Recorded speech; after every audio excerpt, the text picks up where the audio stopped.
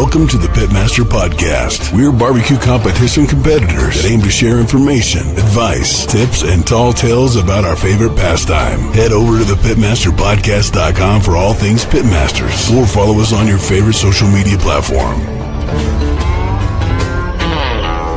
And now, here are the hosts of the Pitmaster Podcast, the two-time Grand Champion, SCA World Champion finalist, and barbecue specialist of Smoke Ain't No Joke Barbecue, the Anthony Luan, and the 24-time Grand and Reserve Grand Champion, Reserve World Grand Champion, Windover High Roller Champion, and the founder of Pitmaster Barbecue Supply Company stores in Utah, the old man himself from Big Johnson's Barbecue, Jesse Johnson. This is Greg Rempe from the Barbecue Central Show, and you are listening to the Pitmasters Podcast, and they are doing it live. We'll do it live. That's right, Bill. I just said that. They're going to do it live. We'll do it live. Yes, live. They're going to do it live. What's up, Pitmasters? How's it going, Jesse? How you doing, brother? Not too bad. Hopefully, we'll have to change that intro next week to the three-time Grand Champion. The three-time Grand Champion. We'll You're gonna make me do some more voice work, huh? Yeah, we'll see. Probably not, but anyways. Yeah, we're up to. We got a couple teams that dropped out, but I think we're at 23 teams right now. Smoking Volts just signed up. I haven't told anybody that. So everybody's like, I've told a couple teams, they're like, oh no. I'm like, just kick his ass, Right? Just cook your best cook. That's all you can do, right? And everybody's wondering about the hot dog competition. I'm like, dude, it's just for fun. Right. There's no other additional entry fees. I'm providing the hot dogs. Bingham's Custom Meats in Morgan, Utah is providing the hot dogs. Really, really good beef hot dogs.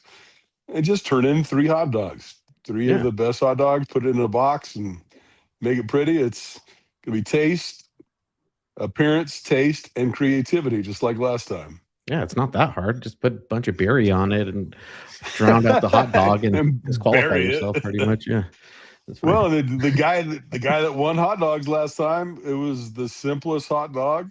Yeah. Had a steam bun and I think he was bacon wrapped. Was he bacon wrapped? I don't think. No, maybe not bacon wrapped, but he just made a bacon and some type of chutney that he put together on top of the hot dog. It was absolutely delicious. Nice. So, well, there wasn't any competitions this week, at least that I knew of. Brennan didn't send me any updates, so I think I'm good. yeah. Want to wish everybody good luck heading to Sholo, SEA event down there, and I think it's barbecue. I can't remember. I think it's just steak.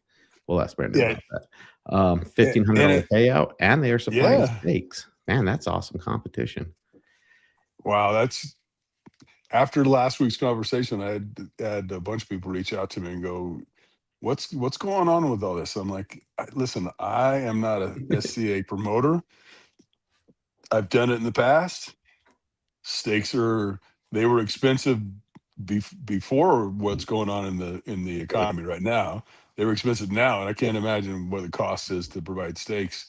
But, you look, I mean, I went shopping at Sam's Club and was looking at steaks, and I'm like, okay, knocking $25 off for you to provide your own steaks probably isn't all there, because you still want to probably take 2 steaks. Mm-hmm. So if you're going to go buy a prime, that's $50 for 2 steaks now.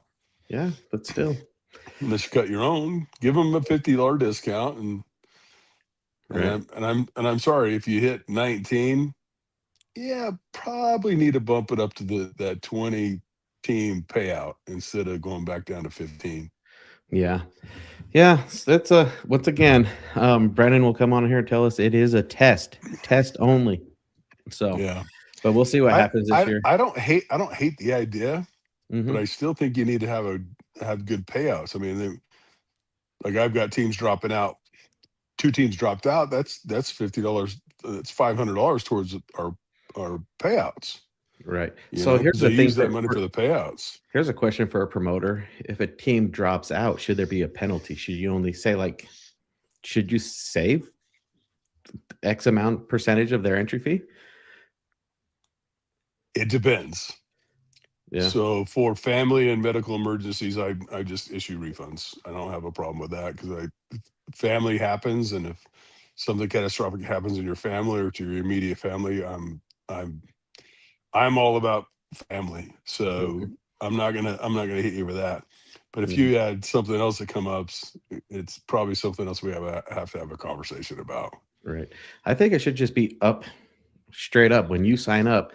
Hey, there is a non-refundable amount of this, and that helps Yeah. the promoters as well, which is Well, I mean, most entry fees should be non-refundable, but medical things happen, and you Yeah. know, and you're not in control of that. So I'm not gonna, you right. know, Yeah. make that So an issue just because of that. So yep. So I don't know. I think what people have maybe 24 hours left to sign up for the Blue Compass competition this week in KCBS event, a first year event. So it is a Jack qualifier at 15 already, teams. So yeah. we are there. So if you're in What? the neighborhood, make the drive up. Yeah, it looks like KCBS has lowered the second year down to 20 teams. Oh, okay. So that was a post I saw last week. So hopefully that becomes concrete, because in states where we don't have a ton of barbecue competitors, hitting that 25 sometimes is a little difficult, you know, and Blue Compass might be an auto. We still don't know. Right. That Yeah. Well, could be an auto for Utah. So yeah. if you haven't signed up and you want a chance to go to the Jack, this could be an auto, fellas and gals, you know. Exactly.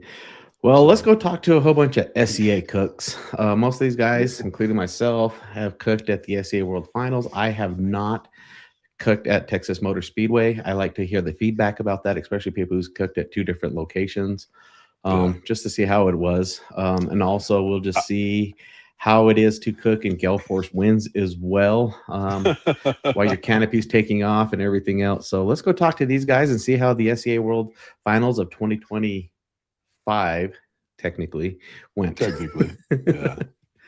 Let's do it.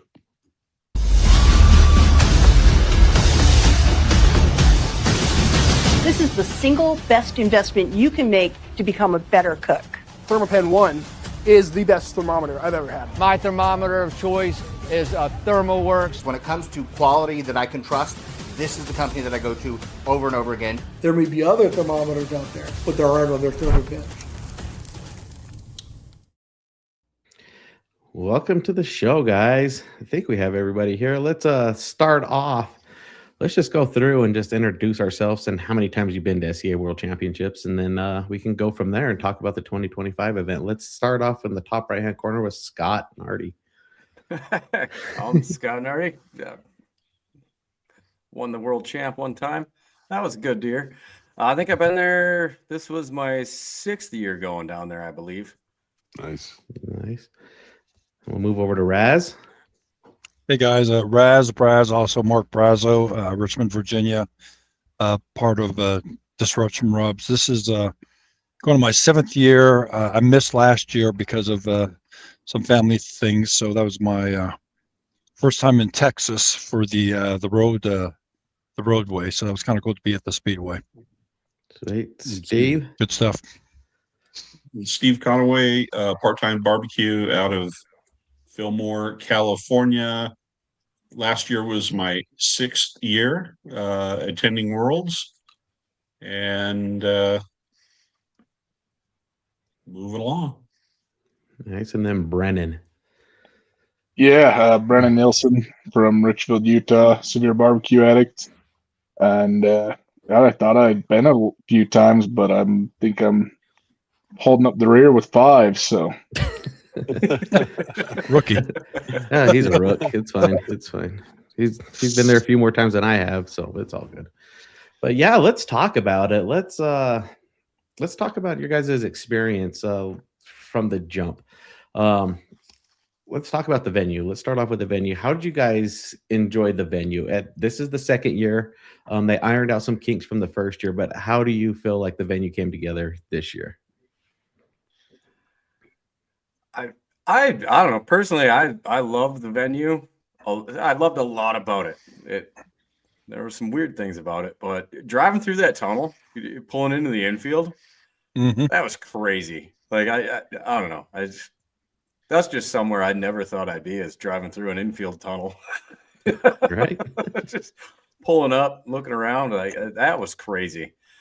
And being in a parking lot, no mud, that was really nice. There was I don't know, there was a lot of pros to it, but one thing I really did miss was the auditorium. You know, when it's time to go in for awards, really miss the auditorium and that feeling of just that big stage and that presence where everybody can see the stage, everybody's got a clear view of what's going on. Really miss that. Scott, I think you nailed it. That was my first year. I heard a lot of feedback of how cool it was. And you're right. You drive in there. It's so epic to have.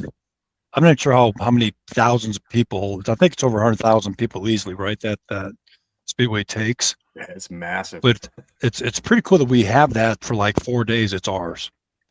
We have a Speedway to ourselves. It's big. It's huge. The venue's is epic. But you're right. The auditorium was just so ultimately cool. You felt like you were in a stadium, right? And everybody could be there for the awards, and you saw everybody versus only the people in front. I think that's really the only downside for me, besides the wind, was the awards. Right. And that is So- one. Oh, go ahead, Steve. I was going to say, everything that you guys mentioned, I will just say, yeah, I agree. I love the ease of load in, no more getting up at the butt crack of dawn to save a space and block traffic halfway across Fort Worth. I like that. There's plenty of access to leave your vehicle near your cook site. That's always a plus.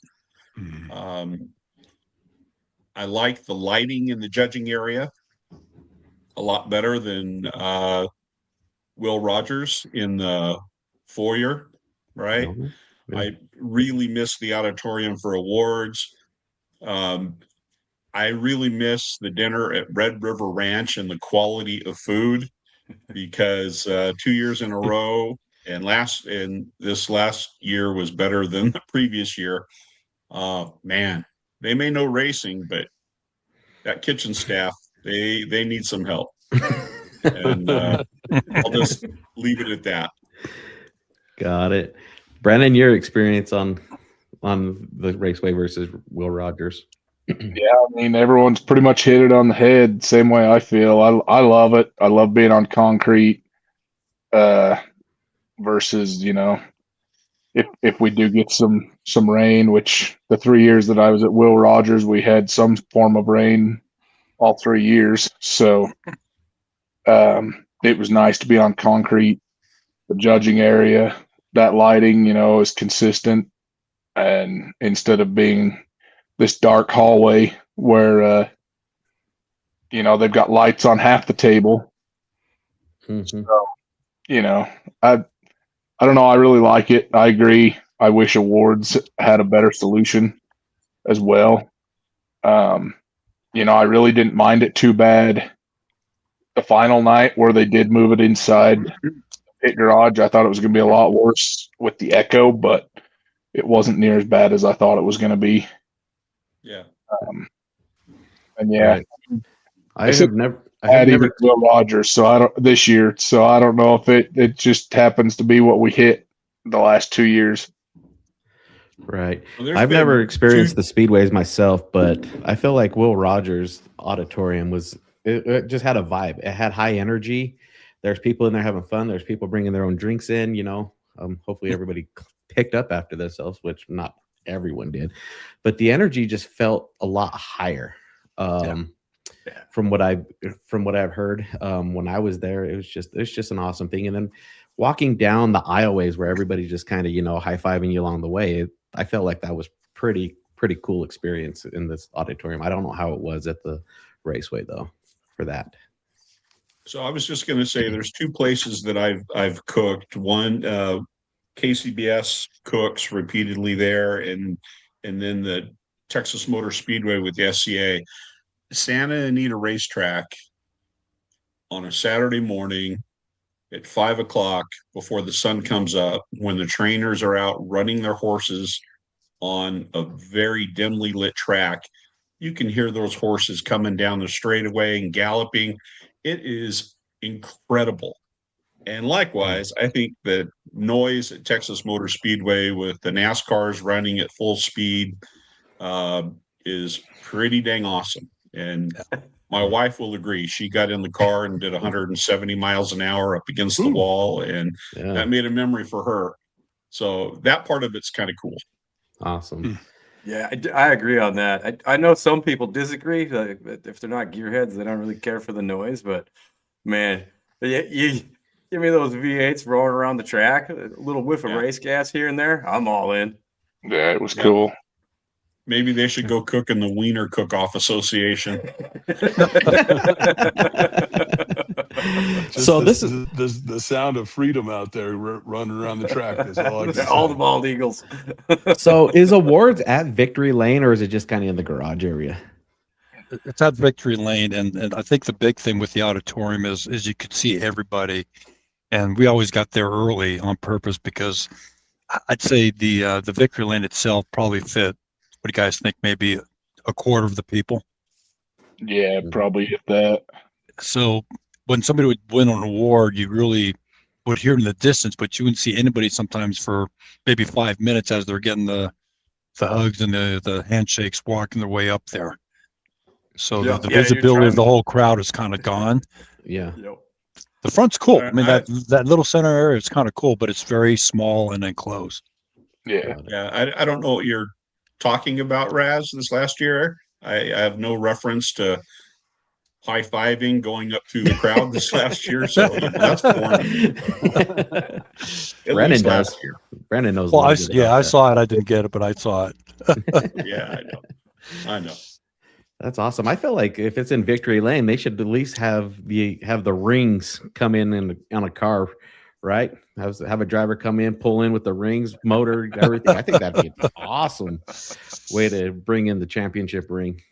With the wind the way it was on the last day, they ended up moving awards into the pit garage, which is where judging and stake selection occurs. And it was a lot better than I thought it was going to be. I mean, when Michelle gets up and does Cook's meeting, all you hear is echoing. And it was a lot better at awards than I thought it was going to be. I think it was almost better. Don't you guys think it was better in there? I do. Yeah. It was. Yeah, we're out of the elements. You're tired of the wind and a little bit of coolness, right? So that was pretty cool. Pretty nice. Let's talk about the wind. Was it windy all 3 days, or was it just Saturday where it was pretty much a hurricane? It was Sunday. Sunday was the madness. Yeah. Saturday was about mid. Sunday was madness. Yeah. Saturday was warming up, and Sunday was the grand finale. So let's talk about it. Were you obviously everybody was kind of prepared for it, but were you not expecting that speed of wind? What was going through everybody's mind as a census? Survival. Just the way it gusted, man. The Hartugs from California, they were set up just across from us. They had their tents tied down to their truck. They had 5-gallon buckets of water that they had filled up, and a Yeti cooler cracked the buckets in half and tore the tent, smashed it up across their truck. Yeah, right up and over. It was crazy to see that. Yeah. Well, Steve and Brennan, if you guys remember from where you were set up with, where Ron Templeman was? Yeah. So basically, he was doing his final stake, and what happened, Anthony, is that people are starting to just take their tops off the canopy so that the wind wouldn't parachute it out. I think 5 or 6 of us were holding down the frame of his canopy as just cooking his steak, so it wouldn't go anywhere. Right. Wow. So like the sport crew kind of came in and he put it out there. He'd lost his table, got it back up there, and it became a team effort of 6 people to have that poor great guy cook a steak. So it was definitely a survival mode. It was really kind of rough.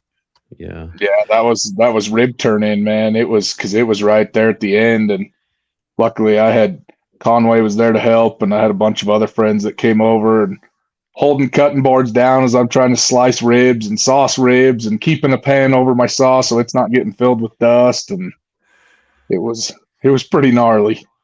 Well, I'm looking at this crew here. If you guys think about it, we were all in the exact same row, right? Nardi, you're on my one side, and Steve and Brennan, you guys were one over from Ron. From Ron, yeah.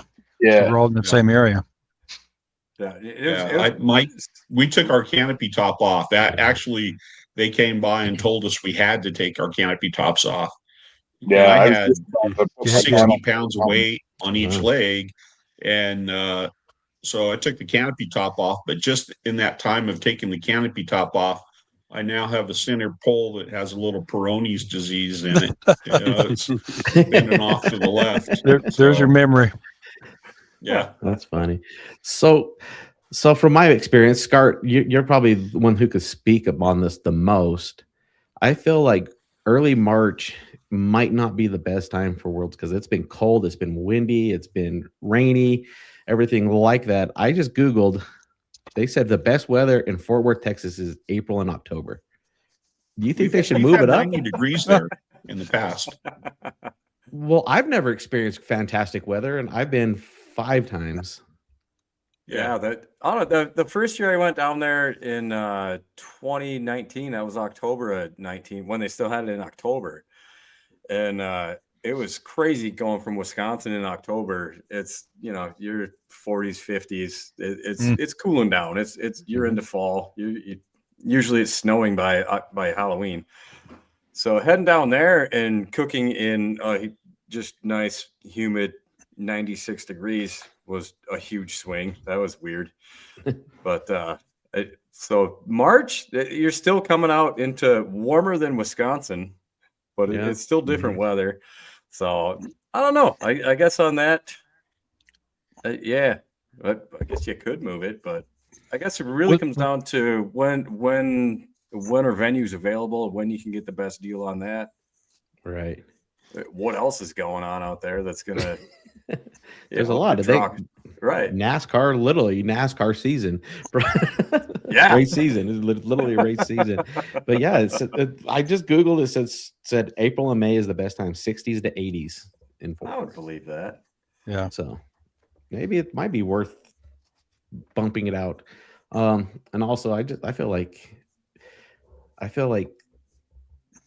how should I say this? Cooking throughout the country kind of gets you prepared for Fort Worth just because it's different climates, different weather scenarios. You never know what to expect. It just makes you a better cook when you're moving around and then going to Fort Worth. You just never know what's going to happen. It mixes everything up. 1, you got steaks that you get to select. 2, you're cooking against the best people. And then 3, you're cooking against the weather. You just don't know what's going to happen. It's literally go up to the craps table, throw the dice, and hope you hit a 7 on the first roll. Yep. It's literally, that's how I feel that part of the fun. Yep. Yeah. And that's a good point though. It is important to move around a little bit, travel around, cook in some different conditions, cook in some different atmospheres, different elevations, and get your program tuned in so you can kind of deal with anything. Right. Exactly. Or I go to a competition in northern Utah on New Year's Eve. And that was shake it up a little bit too on how to actually make your steak come up to temperature when it's 32 degrees outside. It was lower than 32 degrees. But the weather was great. It didn't snow. It was just cold. Yeah, it just was cold. That was a great comp because it was something different at a different time of the day in different elements. And it'll be one of the highlights, of cooking in adverse conditions. I liked it. Highlight for me, I got a first, so last moment too. He needed that too. It was crazy. Oh, it was the first one of the year. I didn't have to worry the rest of the year. True. Yeah. Maybe we should have it the rest of the year off. Maybe we should have it a semi-annual winter classic and just see what happens in December. Grills aren't just for cooking steaks. You can put a frozen drink on it, heat it up so you can drink it. There you go. That's crazy. Yeah, the biggest thing is the amount of teams. I expected at least 10 more teams for that competition because it was the last of the year and the first of the year. Yeah. And as soon as we get it posted, we have teams out there going, is this going to get canceled? Yeah. I'm like, guys, you're just shooting yourself in your own foot. Yeah. You know, when promoters are putting their, you know, I lost a couple $1,000s in that competition, but I wasn't going to cancel it. You know, you gotta, like Anthony says, roll the dice and see what you come up with. It was fun. And cooks it was need a to fun step competition. up. And if you're going to commit to cooking it, don't ask I'll sign up if it's not going to get canceled. Sign up. Tell them you're coming. Yeah. You know, you I don't know. You don't say that on day one of when entries are open. Is this going to get canceled? No, well, it's going to get canceled for you, so don't come. And you know, if you want to cook it, commit to cooking it. Yeah, plan on being there. Yeah. Jesse, let's put your reputation on the line just a little bit. Ouch. No, I'm just kidding. How many events have you really canceled on the top of your head? How many events have you promoted and actually canceled? And so I've been doing this since I've been promoting since what? 2009. Canceled one. And I can't, and it was a backyard competition because we only had 4 teams signed up. Everything else, I'm rolling the dice. I've got thousands and thousands of dollars on the line when I put on a competition, whether it's for a pro event or for a KCBS or SCA. Backyards aren't that expensive, but backyard, we're still putting $500 or $600 in prizes out there. We don't pay any prize money because it's a backyard, but there's still $600 worth of prizes out there. Right. I think that's a pretty good track record for anybody who wants to cook a Jesse event. I'm going to try to talk him into another winter event because that was so much fun. Scott, you're not allowed because you got a way big advantage compared to all of us. Your own steaks, elevation. You don't have elevation. Yeah. I'm not used to that. Yeah. What were you saying, Brennan? I said, if you do bring your own steaks, then you don't have to worry about the steak cost. Yeah. Well, he had a great sponsor that event. If you recall, they were good steaks. They were great. Sponsor that event. Oh, those ones were the Bingham's. Oh, the Bingham's. That's right. Yeah, Bingham's. New Year's Eve was Bingham's Custom Meats, and he cut those specifically for the competition. So he got rid of the mother-in-law steak, and he only took like 5 or 6 steaks out of each prime rib because he knew he could sell the rest of it. So guys were getting their second steak, and he goes, like, this second steak I got was better than some of my first steaks at a normal competition. So the steaks were phenomenal. Yeah. So he's a great sponsor to have when it comes to steaks. Yeah. Speaking of steaks, how did you guys feel that the selection at SCI Worlds was this year? I remember the last few years that I had, I always was able to pick the steak I wanted. Well, I got lucky and drew first pick on the table. So why didn't you win? Yeah. Why didn't you win? I got the final round. Well, yeah, my final round was not final round. I was not first on the table. But I think they treat final round a little differently. They load the tables up pretty hefty at final round. Yeah. They don't want steak selection to determine how you're going to do it final round. Yeah. I drew a chip draw of like 40 22, and by the time I got to the table, there was not my preferred type of steak left on the table, and I picked the best steak I could. But I walked out of the building just like, yeah, this steak's not going to get me there. I just know it, and I did the best I could, and the results are what the results were. But the reason why, because they split the tables, right? So C22, that means you're the 11th person on that table to pick your steak. But I think the SCA cherry picks the tryhards for the finals. That way, every cook gets at least one good tryhard off the tryhard table. So I understand, I think, what they're doing, and I don't disagree with it. It would just be great if 11 person on the table could find something that was close to what you like. But that wasn't Steve. the case. I've seen Brett a couple times, and I'm surprised if it's not done at the World. He would look at the tables and sometimes stop the selection from starting and actually balance out the tryhards with the spinalis and make sure it was fairly equal. And you would think with the world, you've got to balance out the tables, right? You do. Yeah. No, I've seen Brett do that, and other promoters do it also. But I think they are cherry picking a fair amount of tryhards and holding them back for the final round from the preliminary round. So I think that's what loads the table up with more spinalis type steaks than what we would normally see. Somebody could disagree that they did that, but I think that's what they did, and I don't disagree with the methodology. I just, it was what it was. But don't you think for the rolls you should get some extra rolls just to stack heavier for all the steaks?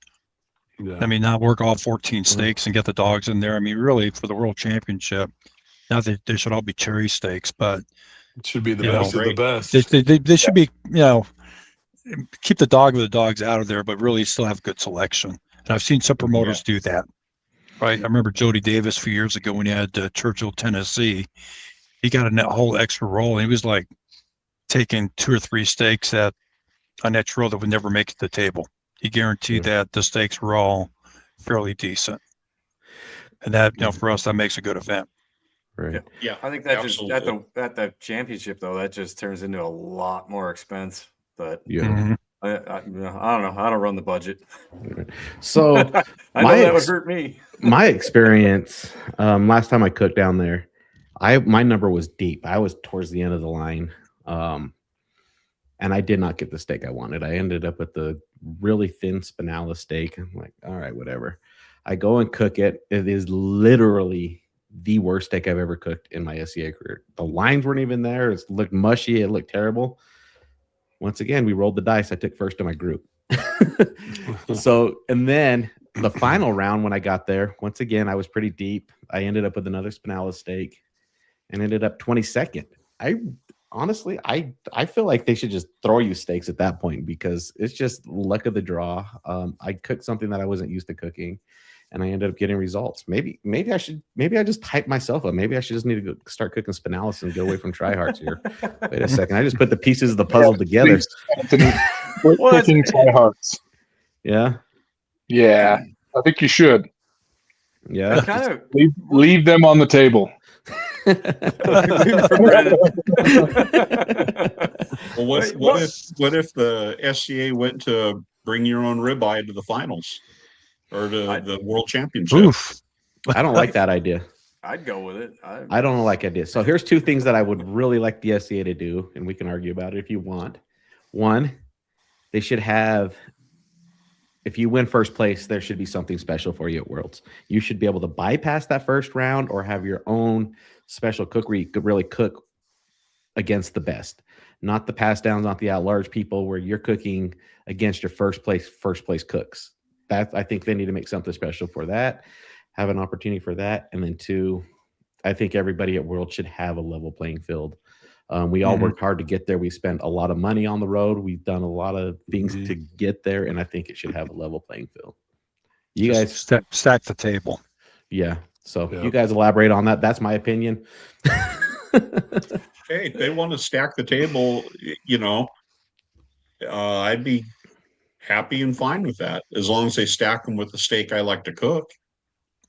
Right. And that's the rub. Some people like a spinalis steak. Other people like a tryhard. Some people want that number 1 cut. Somebody want the number 4, so it gets to be a logistics numbers issue. And like Scott said, money's tight and nothing's free. It's true. It's very true. But it's a World Championship, so you would think you've got all the contests that went on throughout the year and all the money that comes with that. I think you should be given that 1 through 5, 1 through 6 steaks on every table from the giddy up all the way through the finals. So everybody can take their choice and get the steak that they want, that they're used to cooking or want to cook, and gives everybody a more, I think, a more even playing field for everybody. A fair shake. Well, I mean, you're making an argument for bring your own steak at that point. Yeah, it's true. Yeah, I mean, it's true because how many steaks you got to plan on if you're going to make it to the finals? How many steaks you got to bring with you?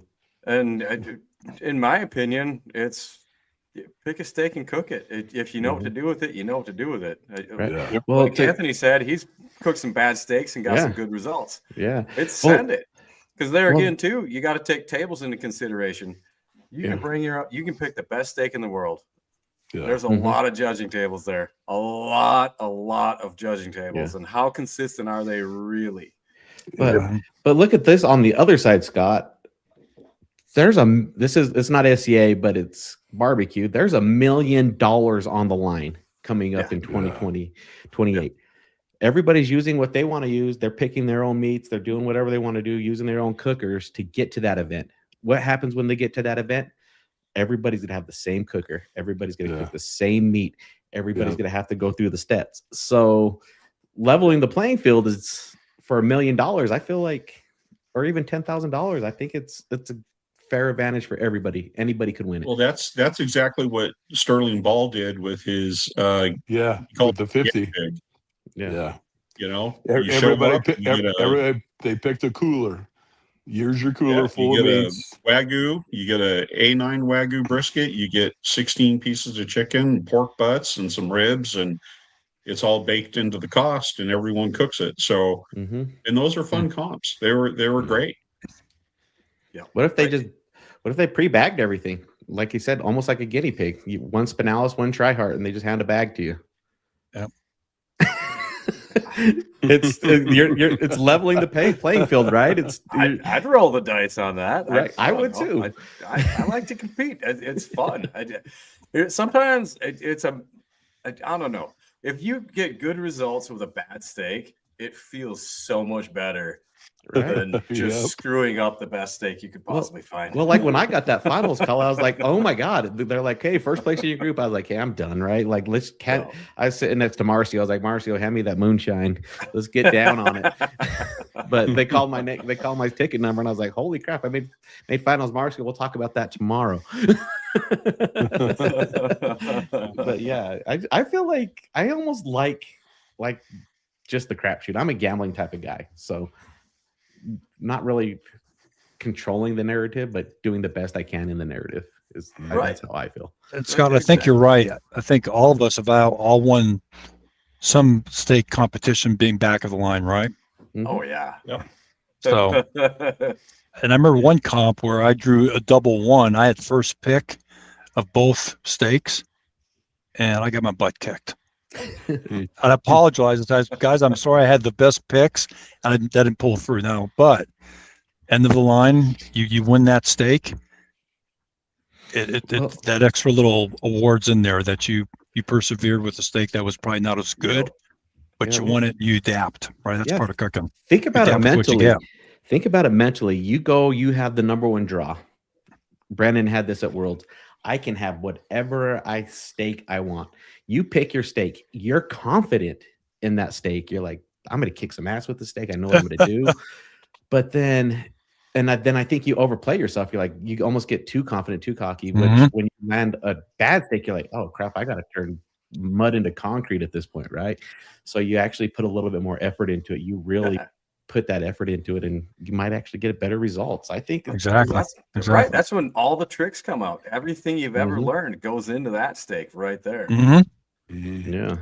And that's the consistency, right? Yeah. That was my TMS this last year. I got a good chip draw.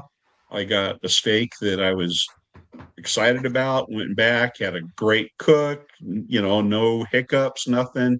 It was beautiful. And I was proud of it. I took it in, and I, like we all are, we're confident in what we do most of the time. And it was one of those times, and I'm sitting there and nope. And, I see the results, and it was like, okay, I landed on a table with judges that just saw things differently. That's just part of the sport. Yep. It really is. It really is. And then, like, Scott, you're the only one on this table, in this panel, that actually has heard their ticket number called the very last. Tell us about that feeling at the SCA World Championships. Oh, that is surreal. Yeah, it's. I've sat there before waiting for my number, and you never give up hope, right? You always you cooked your best, right? You hold out, and it's that steak that day. I knew I cooked a good steak. I was kind of deep in the line for steak selection, but still found like my steak. Like this is what I cook, and just took care of that steak. It was I don't know. I was pretty determined to not screw that up that year after, chasing points all year and fourth the year before. I felt I was cooking with a chip on my shoulder. I had something to prove yet. And yeah, that I think hit all the marks, did all the things, and you still sit there just doubting yourself though. Like, you get up to fifth and it's just like, well, that's too far. It's true, kind of. Like, It really is. Yeah. It's there's that cutoff, that the realistic expectations where it's just like, now I'm just dreaming. Like, whatever. Who's got the beer? I need another one. That's how I'm going to be on Saturday. As soon as I get past 10th place, I'm like, that's it. I don't have a shot. Like, I'm out. But yeah, to hear that last number and it's yours, that's I don't know. I don't have the words to describe it. It's well, I can attest to that just slightly, not on the world championship level, but I think everybody on this panel can discuss that when they even call your number to go to finals is like, holy crap, now I got myself a shot. You're like, oh, it like, holy shit, I actually made the cut and here we go, I'm to the top 90. I think that feeling is incredible, but then you probably amplify that by 100 to get your number called. But I just feel like making finals is a huge success in itself. For sure. Yeah. I mean, it's you have to cook your way in. Yeah, it's not a given. It is huge. I remember the year after I won, I missed finals. I think I was 13th in my group. It was just a fraction of a point, and it's just like, oh. Right. Reality check. What do I do now? Like, yeah. Well, I still got what you do then is you say that you just missed the top 10. You're just outside of a stacked field. Yeah, it's true. All right. But at that point, that's where you support your friends that did make it. That's when you get a hold of people that did make it. Support them. Tell them, hey, breathe, relax, focus. Have fun tonight. Don't have too much fun tonight. Yeah. Enjoy the moment. Be ready tomorrow. Yeah. And for everybody that's bitching because they didn't make it, sometimes you got to tell some of those people that, hey, shut it. You know what? Your friends did make it. Yeah. Stop distracting them. Yeah. Cheer them on. It kind of goes to my motto. Still made it there. Yeah. It goes to my motto that I always say to myself after I said this after Rec Tech. I did not have a good cook 2 weeks ago, and I was like, what do I got to do to fix it? And I tell myself this, and the Dungeons say it with me, just cook better. That's all you can do. Just cook better. It's that simple. Oh my God. Go home, sharpen the pencil, figure it out. Cook better. We did that last year. We dabbled in some KCBS, and my wife wanted to be the brisket cook for the team. So she jumped into that and didn't work out that well at the first comp in August, but it was like, okay, you're upset. Let's get serious. Let's go home. Let's be nerds. Let's go grab some briskets, do some practice. We got 1 month till the next comp. 4th place. Tighten the ship, tighten it up. And I want to get Jesse there. I think, Jesse, you would love that environment. I think you would really, really love SCA Worlds. You have barbecue. You've been to some major events, and it's just next level when you're on that world level. You've won some championships, Well, like it's a whole my name different wasn't vibe. called last at the World Food Championships when I took reserve. But you were World there. Grand champion. But I was called second to last, so I'm okay with the RGC. But and I tell this story all the time. I got 2 8s in appearance.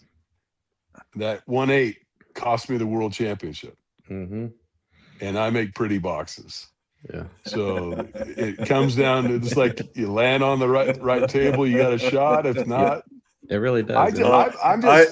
I'm just happy I kicked Fidel's ass last year at American Fork. I know more than you think I do about those 8s and how you feel on that by missing it by that. And I tell at the competitions, I tell the judges, like, listen, that barbecue starts at a 9. You got to tell me reasons you're marking it down. Mm-hmm. And if you're not giving comments when you get to 7 and 6, you go back and write comments just so that those teams can learn from it and cook better. You know, that's the biggest thing is like, you got to have a reason to be down at a 6 level in competition barbecue, you know? Yeah, exactly. So 6. Yeah. That's bad. So let's talk about somebody who hasn't had the opportunity to go to Worlds. There's some new cooks coming into it.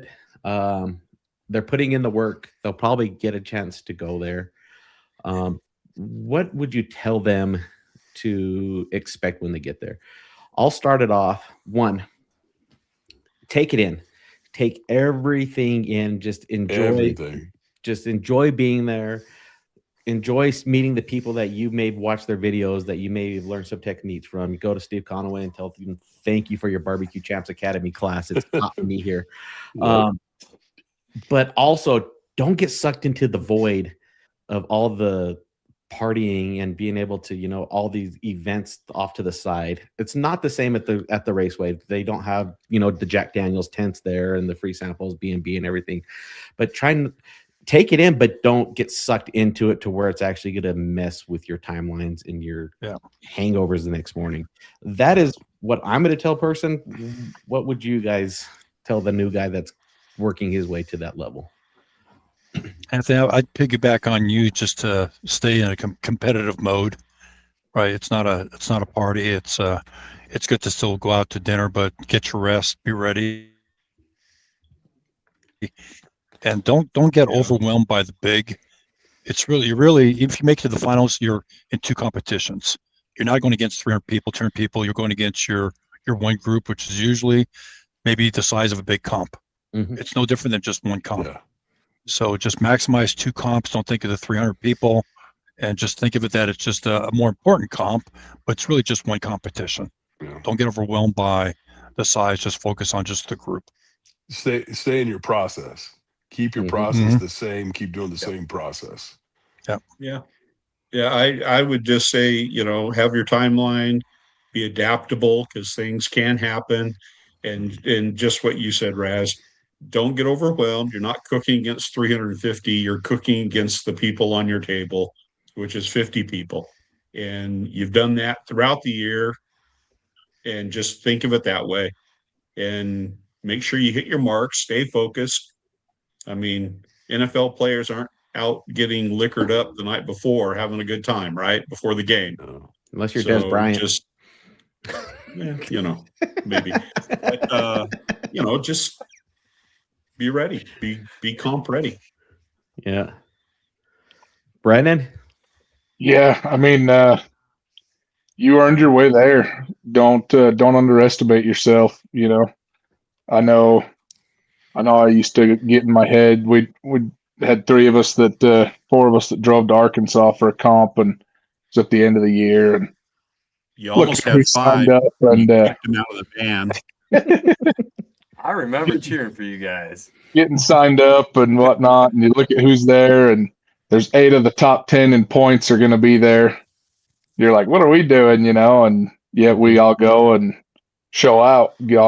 I'll get multiple calls, and you know, anyone you earned your way to the Worlds, and you can cook against any of them there. So right.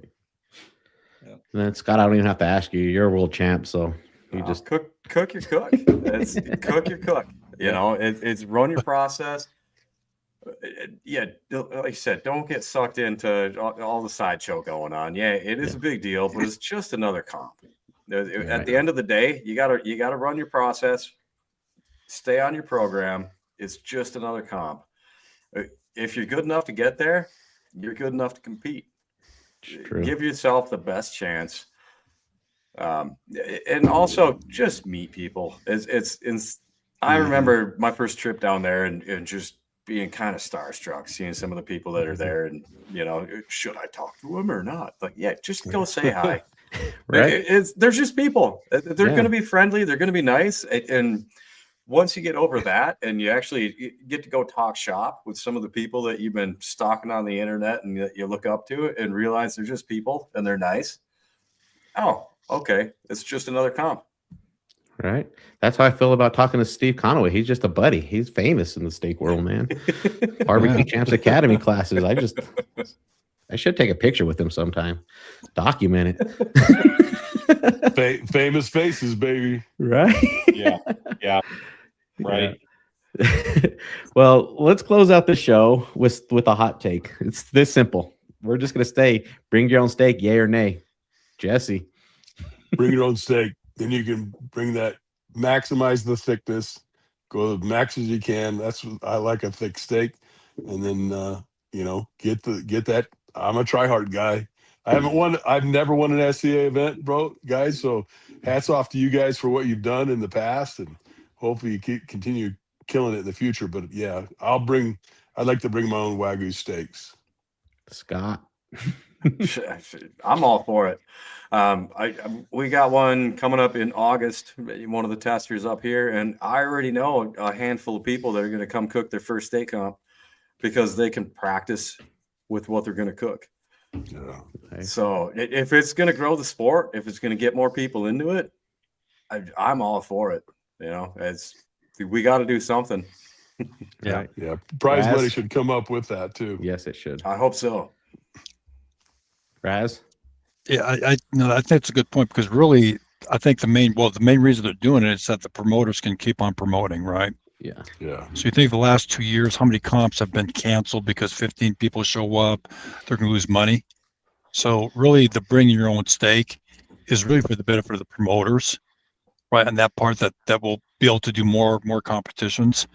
And I'm good to bring it. I mean, I've already got my butcher looking out for me, and I'll go down there and see if I get my number 4, number 5 steak and freeze it up, and he's gonna have fun gaming me and being part of my partnership. So, and that part's good. But really, if it helps the promoter keep the comp, get more people sign up, it's good for us. We go back to 3-4 years ago when every comp stayed a comp. Wasn't a crap shoot if we cancel. Right. Steve, yay or nay on this? Huge fan.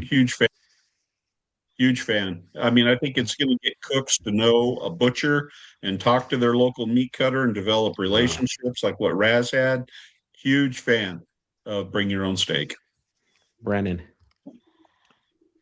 I mean, I'm a fan of the SCA, so whichever route they go. No cop out. This is a yay or nay, man. No cop outs. Come on, Pitmaster Brennan. 2 weeks ago. Yeah. It was bring your own steak, and I loved it. I went and got with my butcher, and he cut me 2 number 1s and 2 number 2s, and I went home and trimmed them and did a light vacuum seal and took them to the comp ready to go. Nice. So I mean, I loved it. I agree though, the payouts need to, for Richfield, we are going to be one of the test cooks in June, and the payouts went up.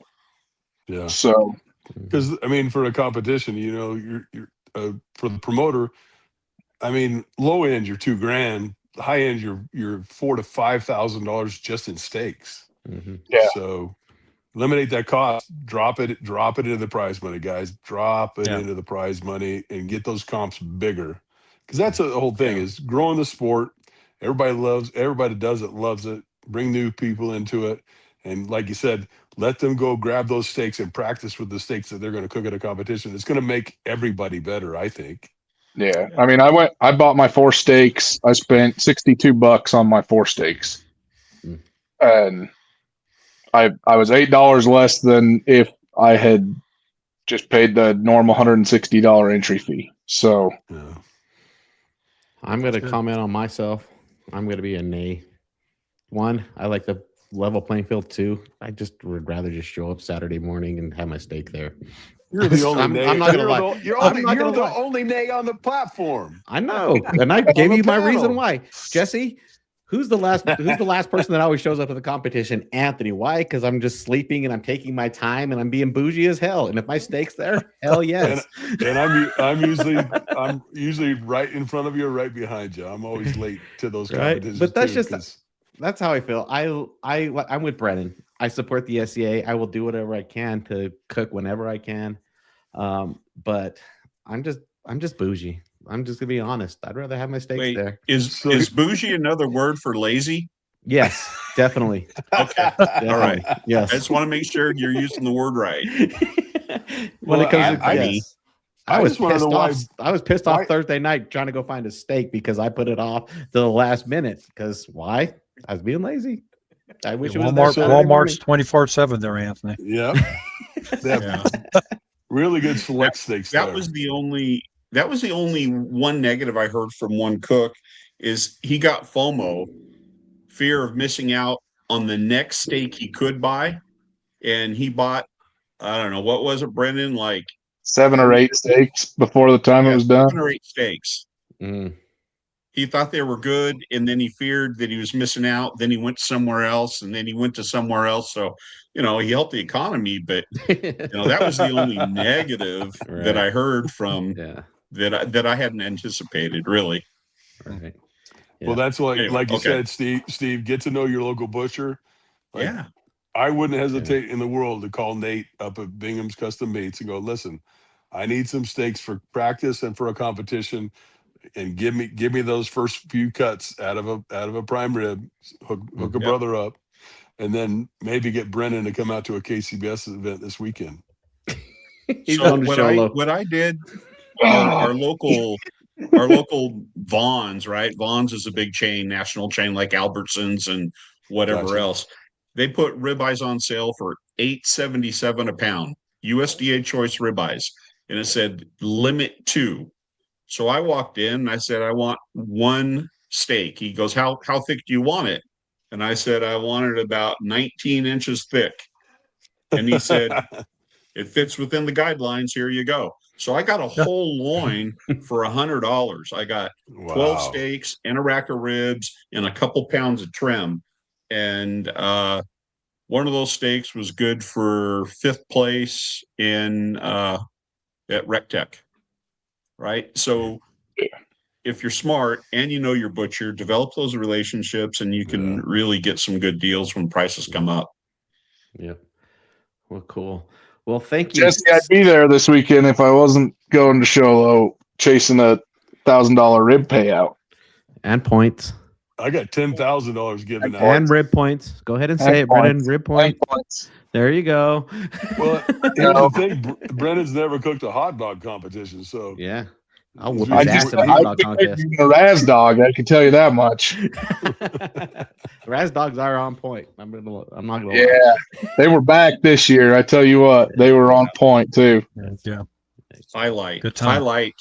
Highlight. Yes. Although Nardi, you're back in the crew next year, buddy. I'm not missing it next year. I am not. I had a good reason to miss this year. I was on the beach in Cancun. It's fine. Paid vacation. It's fine. So how many hot dogs did you do this year, Raz? 400. Wow. Yeah.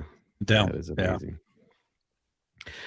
Well, cool, guys. Well, thank you so much for spending your evening with us. This is awesome. I really enjoy these round tables, just where we can just shoot the shit. It's a good time, and we'll have this again. And thank you again for joining. Yeah, and thanks for putting up with a barbecue guy, not a SCA guy. Thanks, guys. Thanks no and slow. My big old ass. You cooked him? Yeah. All right, guys. Thanks for having us. Yeah. Right. Have a good night. Right. See you guys. Thanks. Thanks.